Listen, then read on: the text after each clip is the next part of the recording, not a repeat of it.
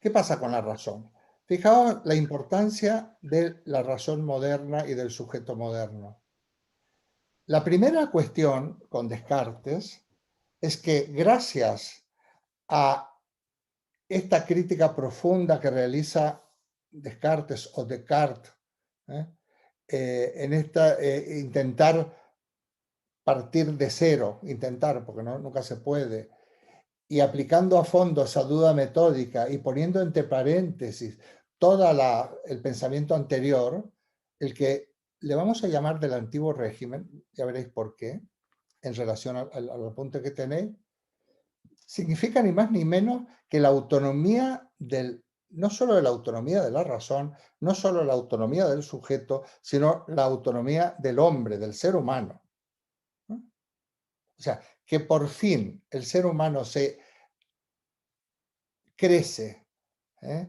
Llega a una mayoría de edad, aunque sea a una adolescencia o a una juventud, porque luego Kant hablará de la mayoría de edad, ¿eh? De independizándose de esa tutela de la teología, de la religión, del poder de Roma, de la falta de libertad de investigación, porque había cosas que estaban prohibidas. El propio Santo Tomás de Aquino estuvo prohibido, estuvo en la lista de libros prohibidos de Roma, en el Índex. Y esta independencia, esta autonomía del ser humano, ya ha sido anticipada en el siglo anterior por el Renacimiento. Que es una actitud, una situación de ruptura con aquello que hemos considerado medioevo, que ojo que el medioevo no es nada oscuro, hay otros tópicos además nefastos respecto al medioevo, pero es el hombre el que se independiza.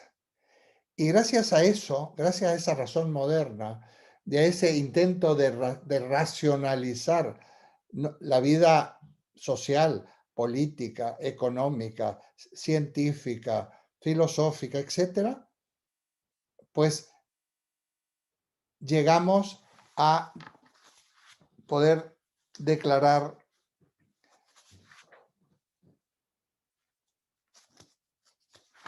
la Declaración de los Derechos del Hombre, después de la Revolución Francesa, e incluso anteriormente en Inglaterra, todavía un siglo antes, se han declarado, por ejemplo, la monarquía parlamentaria, la división de poderes, etcétera, etcétera. O sea que realmente lo que nosotros tenemos ahora, democracias burguesas, me estoy refiriendo a las democracias occidentales, con muchos fallos, que ya necesitan una buena reforma verdaderamente democrática. No estamos en una democracia plena, ¿eh? No estamos, por más que la gente se rasgue las vestiduras. Estamos en la democracia que tenemos, pero no es una democracia plena. Faltaría más. Eso quiere decir que nos quedaríamos instalados en la situación en la que nos encontramos. Sin embargo, tenemos que todavía avanzar mucho y perfeccionar los valores democráticos, los auténticos valores democráticos. Redefinir quién debe tener el poder, qué significa la soberanía. Bueno, clarísimamente la forma de Estado es fundamental, monarquía, república. Aquí saldrían muchos temas, pero estos temas ya han sido planteados desde el siglo XVII. ¿Qué ocurre? Ya vamos a entrar en ello. ¿Qué ocurre? Que precisamente en el siglo XIX y finales del XIX y principios del XX, los filósofos se quejan de que la filosofía se había olvidado del ser humano concreto. Ay, ¿cómo quito la musiquita de esta? A ver, me había explicado. Voy a ir un momento a ver si puedo quitar la música. Bueno, si no me las aguanto. Bueno, no importa. ¿Qué quiere decir esto?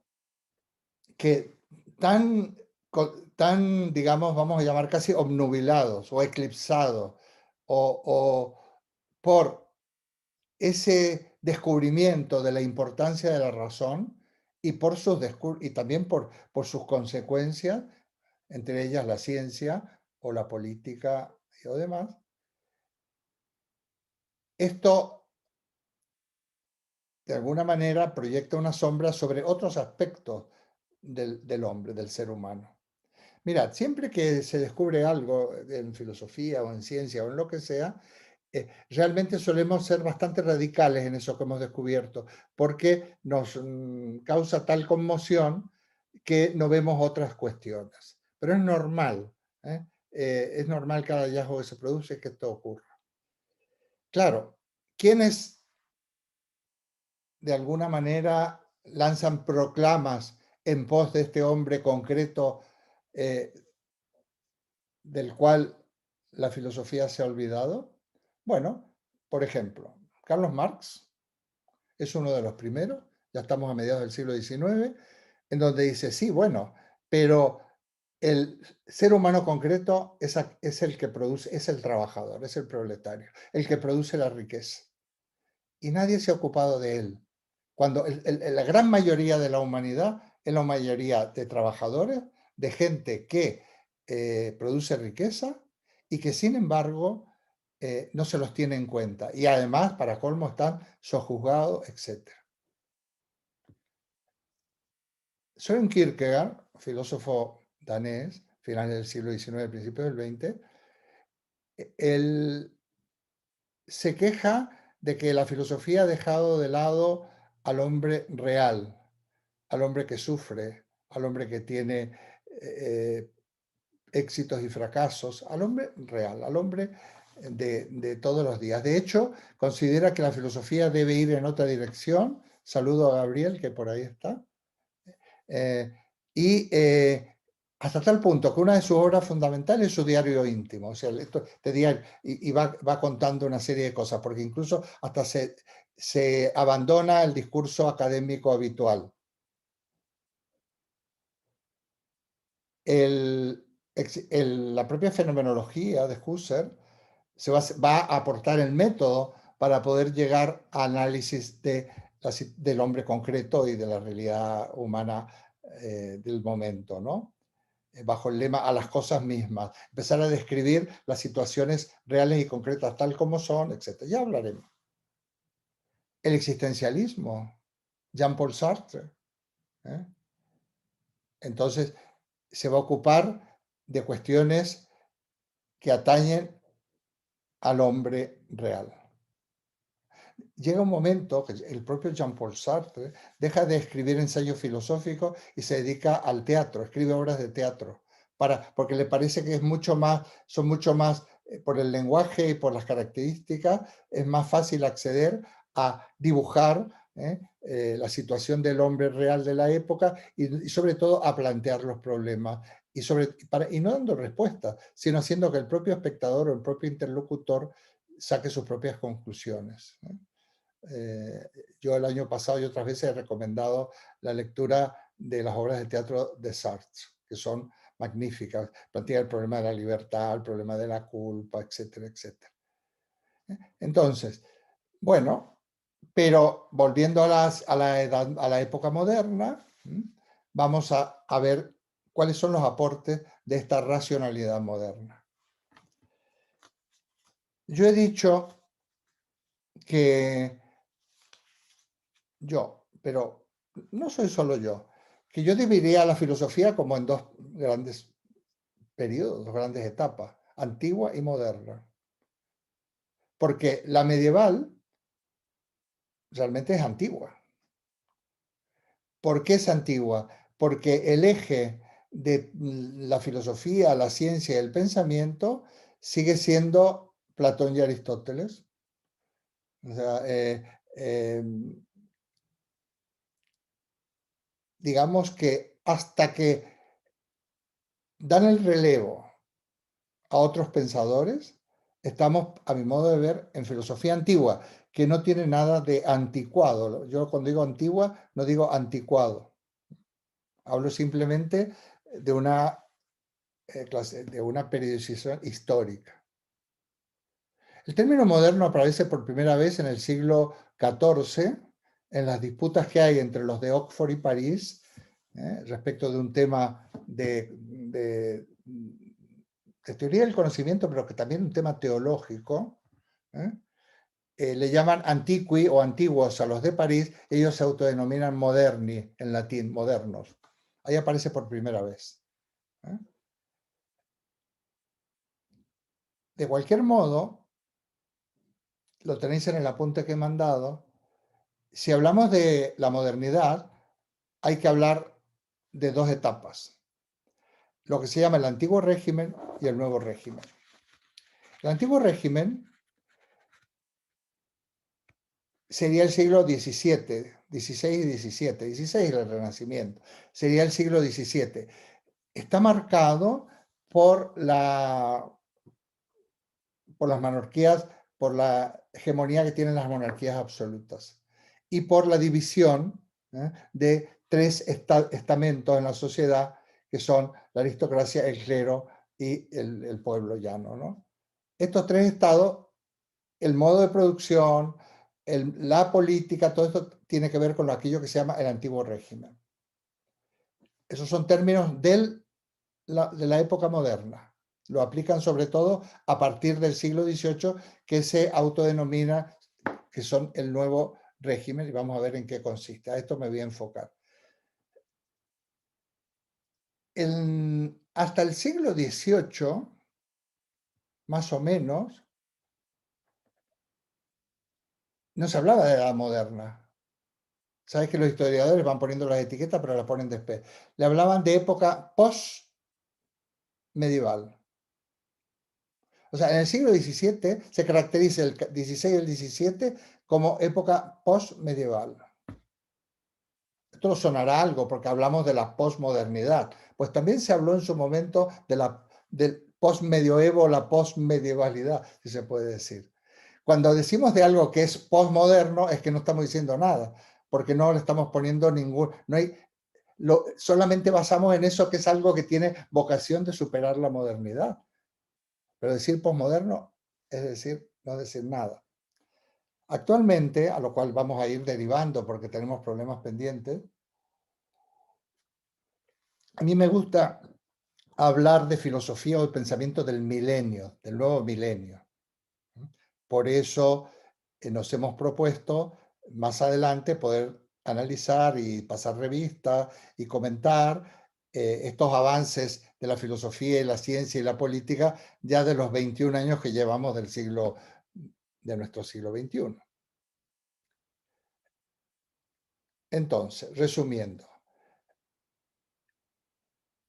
todavía de alguna manera estamos en los coletazos finales de lo que se ha llamado la modernidad y en los atisbos de esto que se ha llamado posmoderno, pero que todavía no tiene nombre. Le podremos poner, qué sé yo, filosofía del milenio, etapa, no sé, cibernética, no sé, ya veremos. El papel de las tecnologías, de las TIC, que ya no son nuevas, porque llevan muchos años, ya no hay que decir nuevas tecnologías, sino se ha acuñado un poco el término TIC, simplemente tecnología de la información y la comunicación, están marcando un cambio muy importante, muy, muy importante. Bueno, ahí estamos. Voy a ir entrando más en análisis. Yo considero que aquella modernidad tal denostada, esa racionalidad moderna, todavía no se le ha sacado suficiente partido. Por eso es importante conocerla, porque no se le ha sacado suficiente partido. Realmente hemos podido implementar una sociedad basada en la igualdad, la fraternidad y la libertad, verdaderamente. A ver, ¿libertad qué es? Desde el punto de vista, estamos hablando de libertad política. Libertad política es poder ejercer nuestra responsabilidad en la polis, como ciudadanos libres, en donde nuestra opinión se tiene en cuenta de alguna manera. Claro, no estamos en un cantón pequeño, estamos en estados complejos, pero de todas maneras hay unos mecanismos políticos de participación que garantizan nuestras libertades políticas. La base de las libertades políticas son las ya consagradas hace varios siglos, 2 o 3 siglos, las famosas libertades individuales. O sea, pero mientras no seamos libres, no podremos asumir plenamente nuestras responsabilidades políticas y caeremos en la ficción de que participamos en política por cada X años, 4 años, cuando sea, que vamos a elegir a unos representantes que a su vez dirigirán gobiernos, ¿no? Elegirán gobiernos. Bueno, yo creo que aquí se puede profundizar bastante todavía en estas libertades, ¿no? Por otra parte, si libertad de elección, si libertad política en gran parte es libertad de elección, que tiene hasta fundamento en el libre albedrío y en doctrinas que están ya presentes en la Ciudad de Dios de San Agustín, ¿quién puede elegir libremente? ¿Qué pasa con aquellos que no son libres? Y por eso será interesante estudiar a Kant, porque su capacidad, su libertad, su capacidad de decidir está totalmente manipulada, totalmente oscurecida por la manipulación mediática, y por todos los prejuicios de los cuales se nos ha imbuido. ¿Realmente puede elegir libremente aquel que está adherido a un partido político como quien es de un equipo de fútbol? Ah, no, yo soy del Real Madrid o del Atlético de Madrid a muerte, porque además tengo el carné no sé qué, cuando era pequeño mis padres lo fueron. Pues de este mismo modo se vota a algunos partidos políticos. ¿Mm? ¿Realmente se es libre? Este es el asunto. Por otra parte, ¿de qué somos libres? Esto pasa como con la sociedad de consumo, ¿no? Tú te quieres comprar una camisa o un pantalón, vas a ir a las tiendas y desde luego no te vas a comprar la que tú quieres, sino de los que ellos te ofrecen. Ellos te van a ofrecer un tipo de ropa que es la que está de moda y todas las camisas van a ser, por supuesto, van entalladitas, a pesar de que digan que estas no son tan slim, y desde luego, como tengas un poquito de protuberancia, pues no es lo más razonable, porque, pero no te vas a encontrar de otra, no vas a encontrar otra ropa, porque la ropa que se dispone es la que está en el mercado. Normalmente el ciudadano elige entre unas opciones, o sea, parece que elegir, dice, mira, puedes elegir A, B o C. Esa no es capacidad de elección completa, ¿eh? Con esto no estoy, simplemente estoy diciendo que las opciones políticas, los partidos políticos también tendrían que reformarse bastante, para que no sea ni que hablar de lo que es una disciplina de voto en un parlamento. Entonces, los parlamentos no son parlamentos. El parlamento tú hablas, pero no se va a llegar a un diálogo ni se va a convencer a nadie. Quizás sería una utopía. Después que ha hablado todo, habrá un líder uno de estos coordinadores o líder del grupo que levantará la mano y dirá qué tienes que votar. Tú puedes dormirte o jugar al Candy Crush. Eso no hay ningún problema. Muy bien. Hablaremos de esto, pero bastante, bastante. Como yo decía en otro foro que estuve la vez pasada, en donde dice, aquí no hay que hablar ni de política, ni de religión, pues entonces no me invitéis, porque yo siempre voy a hablar de política. Porque además, como filósofo, yo no conozco ningún filósofo en la historia que no tenga un apartado y que no haya escrito sobre política. No solo eso, sino que no haya vivido las consecuencias políticas de su época. Fijaos, por ejemplo, desde la condena a muerte de Sócrates hasta el exilio de Platón, pasando por la condena de las obras y el pensamiento de Santo Tomás, e incluso de aquellos que se jugaban el pellejo porque introducían a Aristóteles en la filosofía, o el propio John Locke contaba los otros días que pasó por la Torre de Londres, como muchos otros políticos de la época de la Edad Moderna. O sea, los filósofos todos. Kant es un filósofo político. Las obras es uno de los artífices, de los fundadores filosóficos de esto que tenemos ahora que se llama Unión Europea. Sobre todo en La Paz Perpetua, una obra en donde él quiere garantizar una convivencia de los pueblos de Europa, y sobre todo evitar las barbaridades que se han ido ocurriendo, se han ido ocurriendo durante siglos, por todas las guerras entre pueblos hermanos, ¿no? Realmente, de origen germánico, de origen francés, etc. Pues, a pesar de todo, hasta hace poco tuvimos en el siglo XX las dos famosas guerras, donde los alemanes con franceses, con italianos, con no sé qué, se estaban matando. Entonces, uno de los objetivos y del ideal de la Unión Europea es realmente que formemos parte de una comunidad unida y evitar que puedan existir estos tipos de conflictos. De hecho, yo creo que se han conjurado bastante. No van a volver más guerras del tipo de la Primera o Segunda Guerra Mundial. Sin embargo, aparece la Guerra de los Balcanes y otras guerras en donde ya se aviva digamos, otros conflictos para que las guerras siempre estén vigentes y además, desde el punto de vista geoestratégico, aparecen otros enemigos y también se crean otros enemigos. Habría mucho que hablar. Entonces, la filosofía que vamos a estudiar es una filosofía que necesariamente es política. El ser humano tiene dos vías de realización. El individual, la ética y la moral. Y en cuanto actuamos en sociedad, la ética se proyecta en política. Todo nuestro accionar, todas nuestras actuaciones como ciudadanos, aquí, en Tres Cantos, por ejemplo, como ciudadanos, participamos, somos civilizados, intentamos cuidar el ambiente, somos amables y solidarios con los vecinos, participamos en actividades culturales, también ejerceremos, eso es una actividad política, política. Habría que ver qué quiere decir cuando alguien dice yo soy apolítico, que es una postura política, pero habría que ver qué quiere decir. Igualdad. ¿Realmente hemos llegado a una situación de igualdad? Si todavía se está luchando por el lema a igual trabajo, igual salario, haciendo alusión a la discriminación de la mujer que estadísticamente cobra salarios inferiores. ¿Igualdad?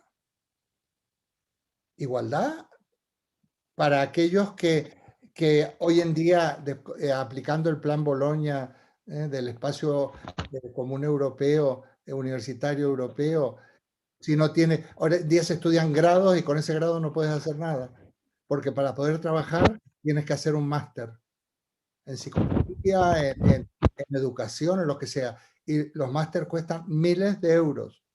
O sea, que esta educación que teníamos hasta ahora, cuando sales de la universidad, que no es gratuita, pero es de un precio razonable, no te sirve, el grado no te sirve para nada. Por ejemplo, grado de psicólogo.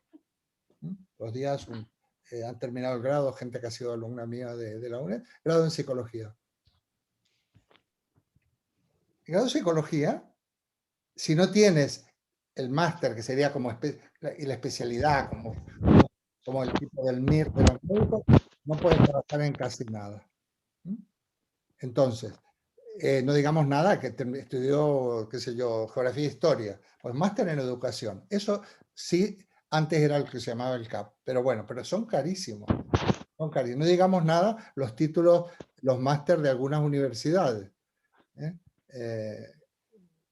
Y cómo se otorgan. O sea, que siempre aquí hay una discriminación que hace que no seamos iguales. Bueno, y la fraternidad es la solidaridad, ¿no?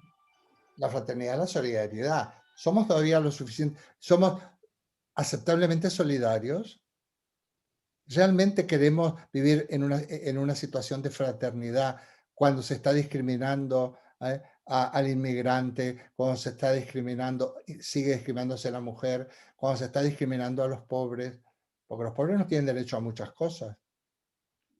Cuando todavía se están excitando actitudes xenófobas, homófobas. ¿Realmente somos iguales? Entonces, los ideales de la Revolución Francesa están todavía por concretarse.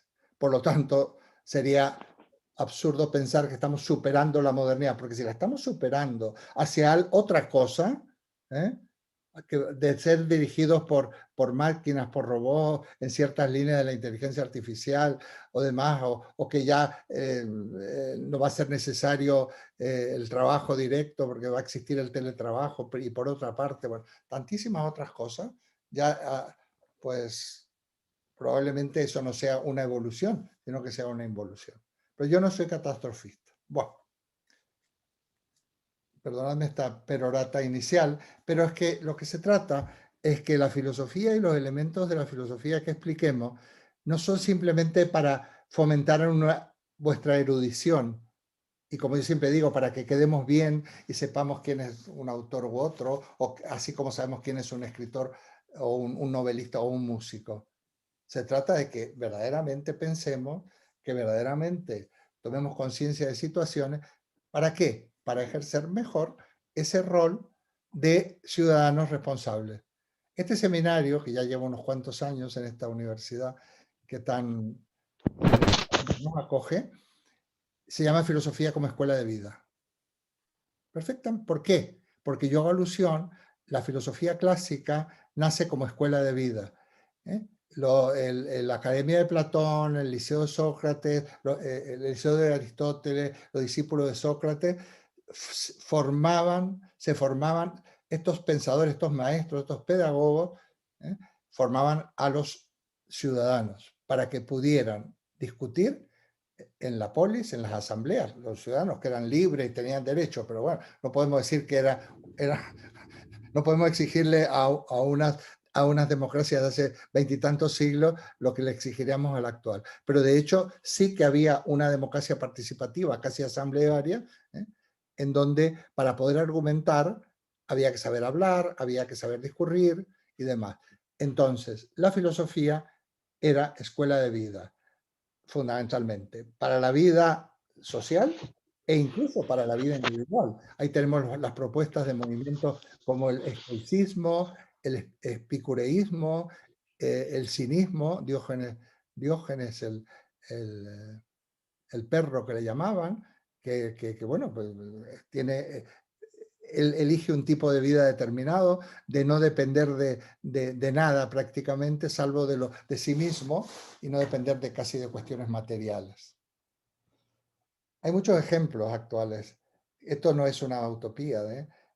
Yo siempre cuando hablo de estas cosas me acuerdo de Pepe Mujica, José Mujica, es Mujica, la gente dice Mujica, ahí se llama Mujica, no tiene acento, de Uruguay, ¿no?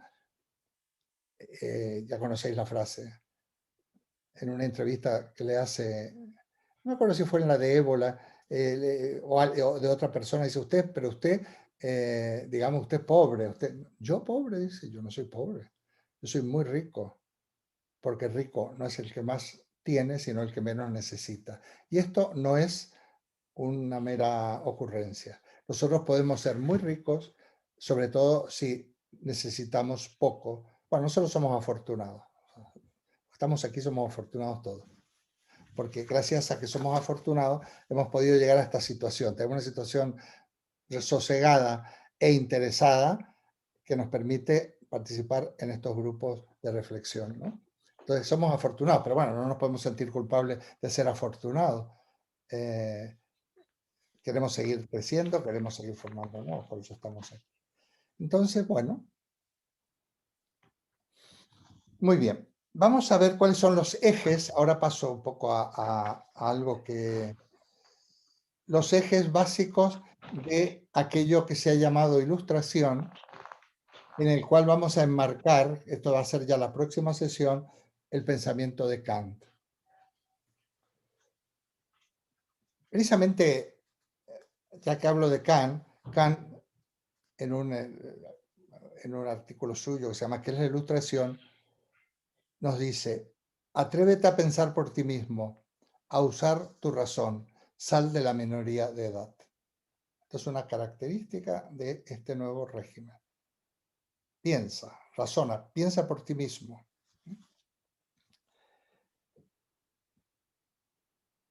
Para que eso ocurra, hay una serie de iniciativas, que las voy a nombrar porque quiero entrar Por ejemplo, en Francia se comienza la obra descomunal de la enciclopedia francesa, la época de las enciclopedias.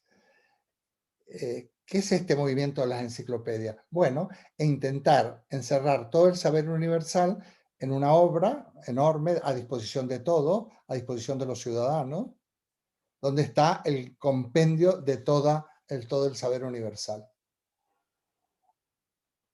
Nosotros tenemos una enciclopedia, por ejemplo, la Espasa Calpe, que yo no sé cuántos volúmenes, pero yo cuando era pequeño, en la casa de mi abuelo, estaba la Espasa Calpe y ocupaba toda una estantería. Era un montonazo de volumen, una estantería como esta que tengo aquí, completa. Me imagino que hoy en día estas cosas han quedado un poco relegadas por la capacidad, por el acceso a la información a través de Google y de otros buscadores, ¿no? Entonces, que es una especie de enciclopedia descomunal, dinámica y demás, y participativa.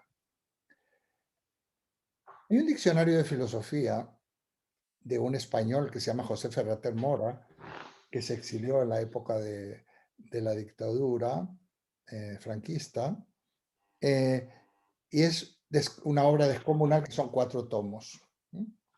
Bueno, esa obra, más que un diccionario, es una enciclopedia de filosofía, que yo recomiendo y que tenéis acceso, digamos, a una versión electrónica que alguno que está aquí nos la puede facilitar. Es diccionario, es una auténtica enciclopedia filosófica en lengua española, que es la más importante en lengua española, pero además es de las más importantes del mundo. Entonces, ese espíritu enciclopédico es una manera de querer, de alguna manera, atrapar todo el saber universal.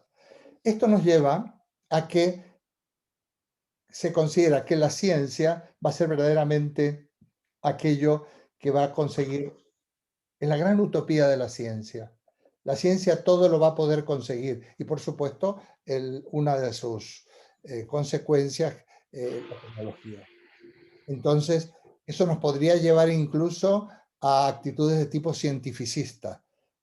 Pero hay una profunda fe en la ciencia, a partir precisamente de la ciencia de Isaac Newton, de la gran reforma de la física que realiza Isaac Newton, que va a ser hasta ese momento la física vigente era la aristotélica, de alguna manera, ¿no? Ya había habido cambios con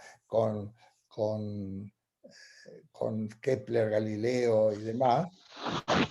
Galileo se ocupa más de la astronomía. Aquí estamos hablando de la física en sentido actual, la que todo el mundo entendemos por física, ¿no? Va a producir un cambio fundamental. Entonces, parece que todo es posible para la ciencia.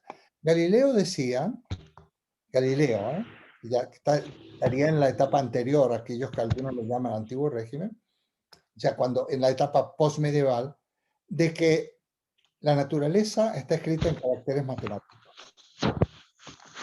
Todo es cuestión, y lo que en este momento no se puede dilucidar, ya vendrá. Será porque nos faltan recursos matemáticos y posteriormente veremos porque nos faltan también recursos para la experimentación. Pero Galileo ya no realiza una física y una astronomía en el papel, no es una geometría, sino que la física empieza a ser experimental porque lo primero que hace es construirse el telescopio. No solo matemáticamente, no solo hay que llegar matemáticamente a establecer que en tales coordenadas desde el espacio hay tal o cual cuerpo, sino que también hay que poder empíricamente constatarlo, verlo, ¿no?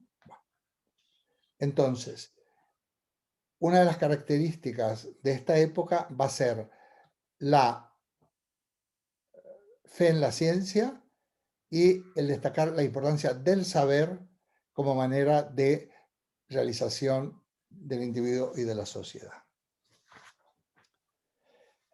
Reivindicación de la naturaleza, otra de las características de la Ilustración.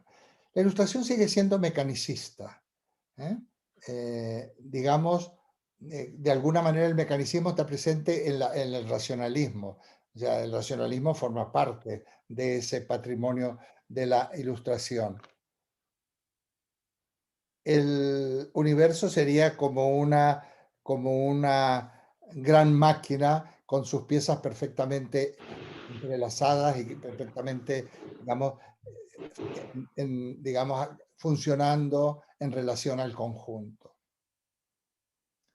De hecho, cuando ya lo veremos, reemplazarán a la religión, pero no eliminarán la idea de Dios, y muchas veces se ha hablado del Dios de la Ilustración como un Deus ex machina, o sea, el Dios que mueve todo. Pero hay otra visión de la naturaleza, o sea, hay una visión mecanicista diciendo, digamos, lo más importante es que la naturaleza es un conjunto y todas sus partes actúan en función del todo. A esto le faltará poco para luego, para que tengamos la visión. Tenemos que esperar al siglo XIX, la que tenemos ahora, pero el siglo, con el concepto de naturaleza como algo global y la naturaleza como un todo ecológico y demás. Pero ya el mecanismo también lo es, porque en un mecanismo, si falta una pieza, el mecanismo no funciona. Entonces, todo eso va en la dirección de ese todo que es la naturaleza, a la cual se la podrá conocer a través de la razón.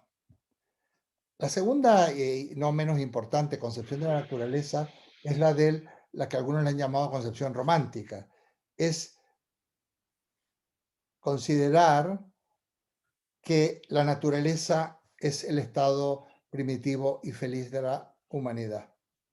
Y empiezan a aparecer algunas posturas que indican que habría que volver a ese estado idílico en donde parece que estábamos en total armonía con la naturaleza y éramos muy felices, ¿no?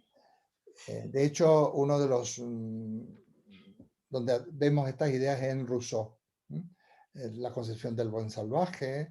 Realmente el ser humano es como ser natural, es un ser que es naturalmente bueno y será la sociedad lo que lo va a corromper.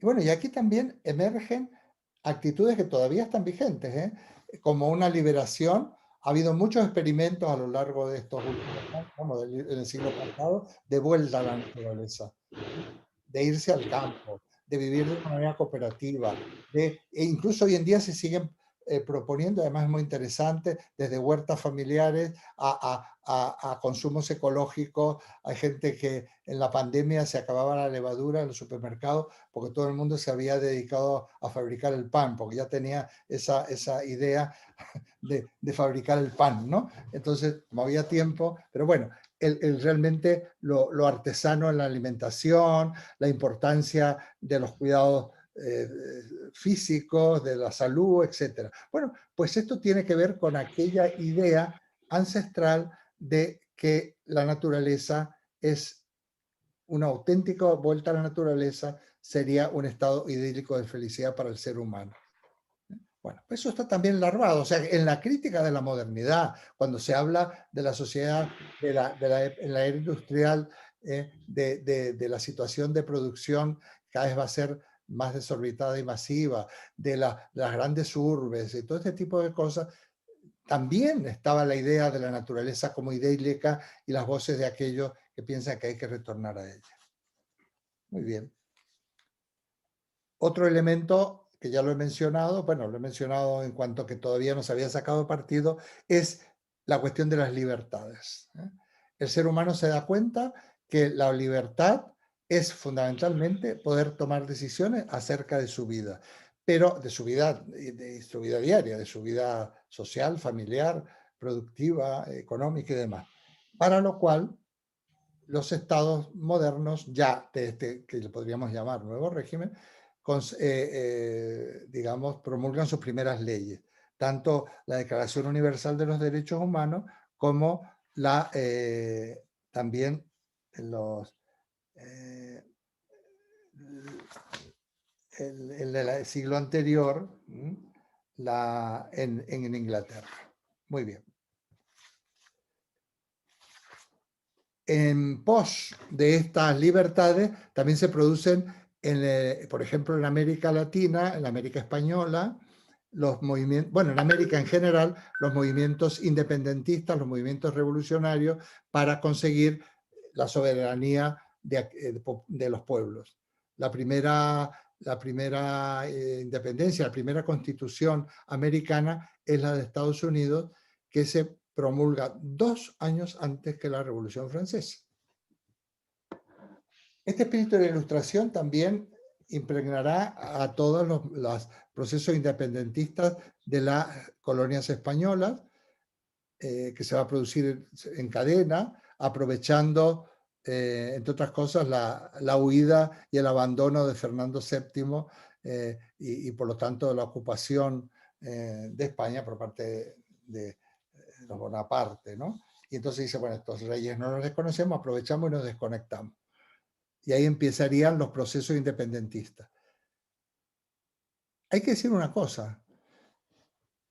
Por ejemplo, en algunos países, en Argentina, en 1810 se produce una asonada, se llama Revolución de Mayo, en realidad es un cortar amarras con el poder de España, pero sin tener claro hacia dónde iba. Estaban buscando incluso un rey entre descendientes de los incas, o sea, no tenían nada claro, no era una revolución totalmente impregnada por los ideales de la Ilustración.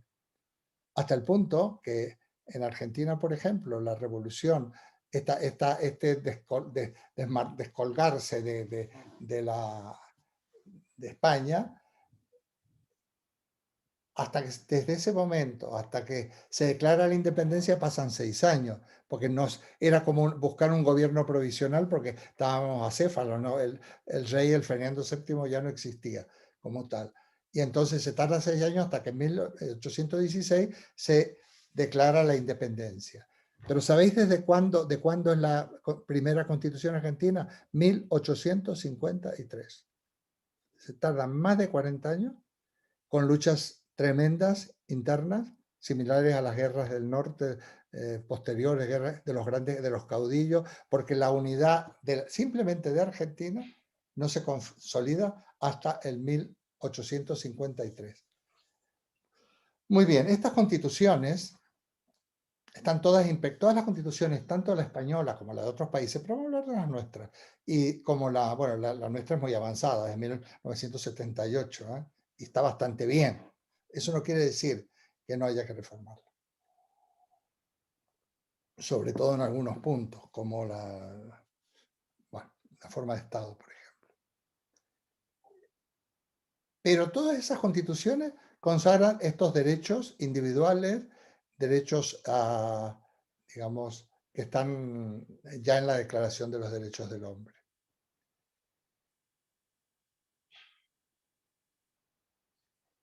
En la mayoría de ellas se advierte lo que quiero hablar ahora, lo que es el deísmo. La religión es considerada, las religiones y el clero y la teología y todo lo que tiene que ver con el papel, con el poder romano, son considerados, digamos, irracionales. Por lo tanto, si nosotros queremos basar todo en la razón, vamos a derogar las religiones. De hecho, Kant también en la metafísica. Kant va a expulsar a la metafísica del concierto de la ciencia, pero se mantiene el concepto de Dios. De ese Dios creador,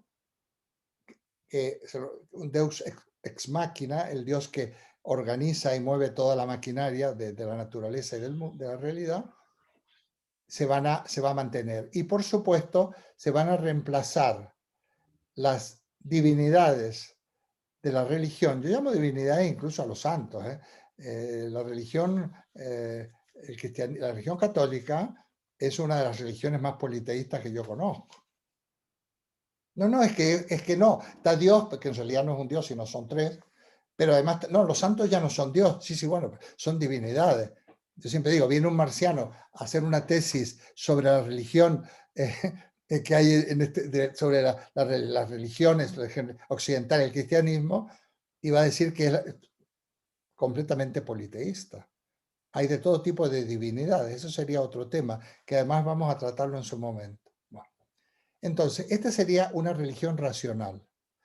Y se empiezan a consagrar, en vez de las divinidades clásicas, los santos y todas estas cuestiones, los grandes valores. Hay una estatua de la libertad, está la justicia, ¿no? Incluso aparecen en templetes y en capitolios este tipo de estatuas que evocan los grandes valores, la propia Estatua de Libertad en Estados Unidos. Esto es el deísmo o religión racional. Ya veremos por qué motivo, pero eso hay que mirar, hay que estudiar un poquito a Kant. Una religión no racional, basado en la fe, en la creencia, la adhesión ferviente, es casi imposible de derribar. Una religión basada en la razón se lo derriba fácilmente porque una religión racional es un ídolo con pies de barro. Fácilmente desmontable y eliminable. Ya lo veremos. Bueno, conjuntamente con la ciencia, la idea de progreso, entonces. Esa idea de progreso va a ser característico de la Ilustración, y progreso en la ciencia, progreso en la tecnología, progreso empieza a pensarse ya, a estructurarse lo que se va a llamar sociedad del bienestar. El gran problema es que no todo el mundo puede gozar de ello. Entonces la noción de progreso es otra de las características de la Ilustración. Esa noción de progreso ha sido muy criticada, y yo me sumo a eso porque ha sido un progreso basado en la hegemonía de una de las tres clases sociales. Fijaos, los tres estados del antiguo régimen son la aristocracia, el clero y el pueblo. Las clases que se emergen en el nuevo régimen son la burguesía, el proletariado y el campesinado. La burguesía toma el relevo de la aristocracia, del clero, de aquellos factores de poder, y la burguesía se apunta al carro del progreso, pero sobre todo del progreso económico. Ya habían hecho sus pasos, la burguesía ya había hecho sus pasos en algunas sociedades avanzadas de la época del Renacimiento, en Génova, en Florencia, en Venecia. Conozco yo una ciudad de Cuneo a la cual he ido mucho y he hecho algunas actividades, se llama Cuneo, en Italia, conozco una ciudad que es Cuneo, capital de la provincia del mismo nombre, que nunca tuvo señor. Es una sociedad, tiene una historia burguesa, y los que gobernaban eran fundamentalmente los representantes de los gremios, los carpinteros, los no sé qué. Bueno, entonces, ya en la Edad Media había ciudades de Estado, incluso no burgueses, no digamos, sin señor, que no estaban en la etapa feudal, sino que ya estaban en un ascenso de la burguesía que por otra parte ya en Venecia, en Florencia, en Génova, formaron a sus hijos, eran la gente que los formó en la ciencia, y bueno, y que realmente ocuparon los papeles preponderantes en cuanto al poder. Entonces, esta noción de progreso es protagonizada por la burguesía, y de ahí viene precisamente, basado en cierta manera de entender las libertades, el liberalismo económico, y que ha dado lugar a la situación actual de insostenible del neoliberalismo, en donde ya ni siquiera es la burguesía la que tiene el poder, sino que son las grandes entelequias, las grandes multinacionales, las grandes corporaciones económicas, que son las que verdaderamente gobiernan. Nuestros políticos no gobiernan, o gobiernan muy poco. Fijaos lo que ha costado a nuestro Pedro Sánchez lograr una cierta independencia, y no dejarse llevar por las viejas glorias del Partido Socialista, ¿no? Los Barones, los Felipe González, los Guerra, todos estos. Es muy difícil, pero a su vez el clientelismo que tiene que tener respecto de los poderes económicos, que tú no te puedes enfrentar. López Obrador en México, con uno de los primeros que se reúne, es con Slim, una de las grandes fortunas mexicanas, porque si tú no tienes el apoyo de... Bueno, esta situación es muy anómala, y esto es este neoliberalismo que estamos viviendo.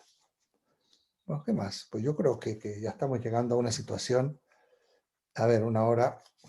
Bueno, simplemente recordar que hay dos grandes movimientos filosóficos que van a confluir en Kant, que es lo que vamos a ver la próxima semana, que es el racionalismo y el empirismo.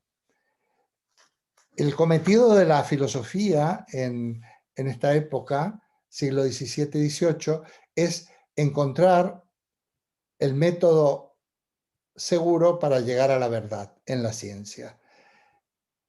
La solución racionalista es una, la solución empirista es otra, pero en cualquier caso no son incompatibles y de hecho se pueden integrar, y es lo que hará Kant en la crítica de la razón pura, que se plantea, como sabéis en los inicios de esta crítica, las siguientes cuestiones. Bueno, lo primero. Bueno, las preguntas serían, ¿qué puedo saber? ¿Qué debo hacer? ¿Y qué me cabe esperar?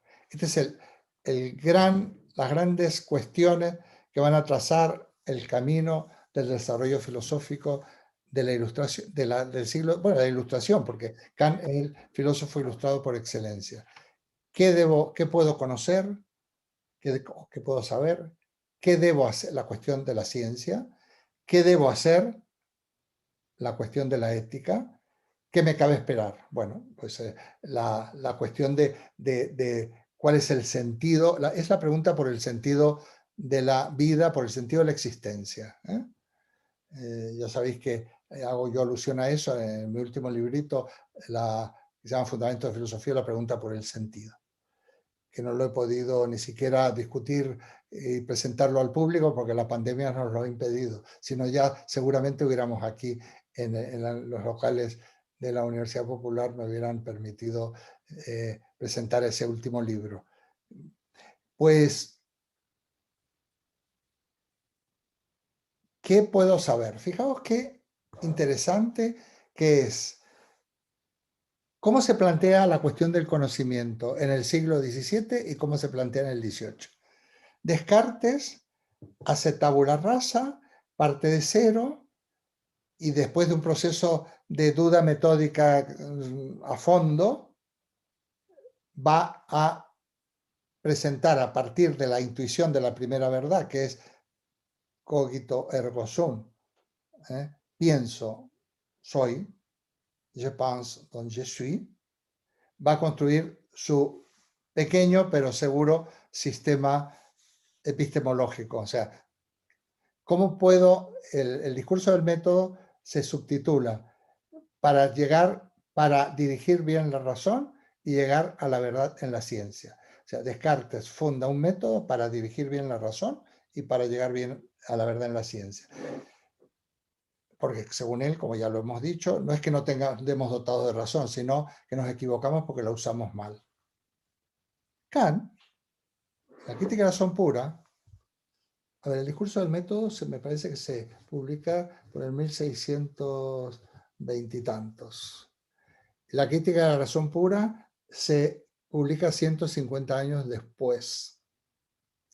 Y Kant dice, hasta ahora, más o menos, ya luego puedo ofrecer los textos exactos, hasta ahora nos hemos preocupado o nos hemos ocupado en ver cuál es el método para llegar a la verdad en las ciencias y sobre todo para evitar el error. Pero no nos hemos hecho una pregunta que es previa, dice Kant. ¿Será que nuestra razón por sí misma es apta para llegar a la verdad? Porque antes de preguntar cómo llegamos a la verdad, tenemos que preguntar, ¿y es posible llegar a la verdad? Bueno, esto es un planteamiento ya no moderno, actualísimo. Tenemos que eliminar, Kant lo hace en parte, pero nosotros podemos avanzar mucho y de hecho la filosofía del siglo XX ha avanzado mucho en eso. Tenemos de salir de la situación de ingenuidad en la cual nos parece que aquello que conocemos y aquello que vemos es la realidad. Que las cosas son tal cual las vemos. No. Kant nos enseñará que en realidad conocer es interpretar. Y tiene mucho esto. Nosotros interpretamos la realidad que vivimos, siempre en un contexto y desde una perspectiva que diría Ortega y Gasset. Nosotros pensamos a partir de nuestras perspectivas y vamos construyendo una imagen del mundo en esa confluencia de perspectivas. Y yo no me refiero tan solo a perspectivas individuales, sino más bien culturales y también de distintas culturas. O sea, la perspectiva americana, norteamericana o latinoamericana, la asiática, la africana, la europea no son iguales. Nosotros construimos el mundo a partir de nuestros propios contextos. Y realmente una visión más global sería la integración de estas perspectivas. La integración, no la desdibujar y crear una especie de pensamiento único. Eso es otro, es que esto es inmenso lo que estamos hablando. Bueno, entonces, esta actitud, esta pregunta de Kant, ¿puede nuestra razón conocer? Es lo que marca el nombre de su filosofía, que también se le llama filosofía crítica, el criticismo kantiano. Es menester, dice Kant, esto me lo sé de memoria, someter al tribunal de la razón a la razón misma. O sea, la propia razón tiene que juzgar a la razón, o sea, ver realmente si podemos conocer y si podemos conocer, en qué condiciones. Por eso escribe toda la obra de la crítica de la razón pura. Someter al tribunal de la razón a la razón misma. Esto se llama crítica. En algunos planes de estudio, yo cuando estudié, mira que hace años que estudié en la universidad en Argentina, había una asignatura que se llamaba crítica. Era una asignatura dentro del grupo de la epistemología, filosofía de la ciencia, lógica, pero había una que se llamaba crítica, crítica del conocimiento, efectivamente. Un análisis racional del conocimiento para saber realmente qué podemos conocer, hasta dónde podemos conocer. Esto nos llevará cómo se generan los enunciados científicos, vamos, cómo se generan las verdades, qué tipo de verdades, qué tipo de vigencia tienen las verdades. Por ejemplo, yo creo que ya lo he mencionado, pero bueno, evolucionamos a un concepto de verdad en la ciencia donde las verdades científicas, tal verdad, el enunciado de tal ley, siempre se dirá, es verdadero mientras no se demuestre lo contrario. ¿Por qué? Porque va a haber sucesivos aportes que van a hacer que, no que se derogue una determinada verdad, sino que se la ensanche. Porque las verdades científicas actuales, modernas, avanzadas, contemporáneas, son verdades dinámicas. No porque venga una determinada, no se la fractura, porque las verdades dogmáticas, las verdades absolutas, cuando venga algo, si algo las contradice, las quiebra y se rompen. Lo dinámico puede absorber nuevos planteamientos, porque la ciencia siempre está en continuo desarrollo. No existe una ciencia, las ciencias de naturaleza son ciencias muy con verdades muy sólidas, siempre y cuando estén bien constituidas, bien formuladas en virtud del método científico, convenientemente demostradas y demás. Pero ni siquiera la matemática es una ciencia exacta. Ahora hablaba con un compañero que estaba al principio, Jesús, y comentábamos un momento lo de la lógica difusa. Bueno, hay muchas matemáticas posibles y hay muchas lógicas posibles. Entonces le decía, me interesa mucho, porque él estuvo en nuestro curso de lógica. Dice, bueno, pues mira, este año si le digo yo, si hacemos, aunque sea una o dos sesiones,